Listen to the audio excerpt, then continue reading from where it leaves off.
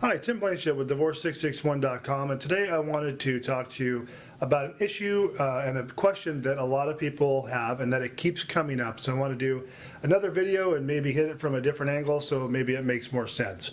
This is the question is, when does the divorce process actually start?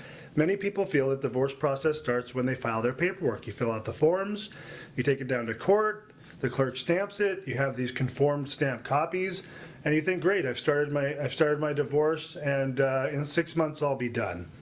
That is a common misconception that I'm going to attempt to clear up again and advise you as to when the actual process starts. So you have your filed papers.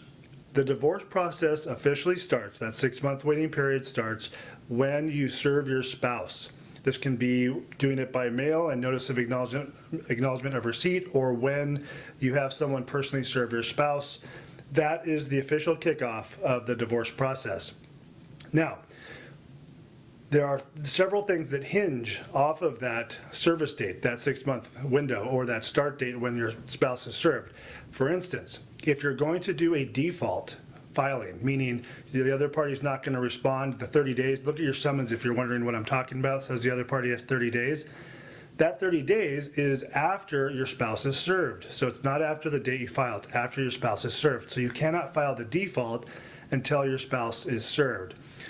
The 6-month window starts as of the date your spouse is served. So if you file your divorce papers and hang on to it for 2 months, the clock has not started ticking. So when your divorce can be finalized is going to be 6 months from the day your spouse is served. So keep that in mind, that everything hinges off that date of service, that notice of filing that you serve on your spouse. That's when everything kicks off. You can't file a default. Your 6-month window doesn't start ticking. So I want you to be aware of that.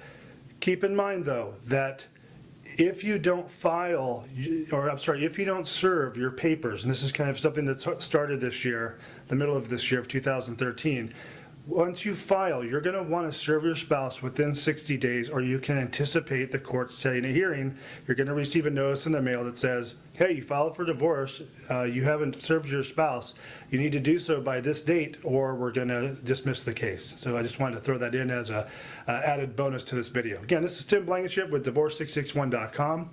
You can reach us direct at 661-281-0266, or more on our website at Divorce661.com. Thanks for watching.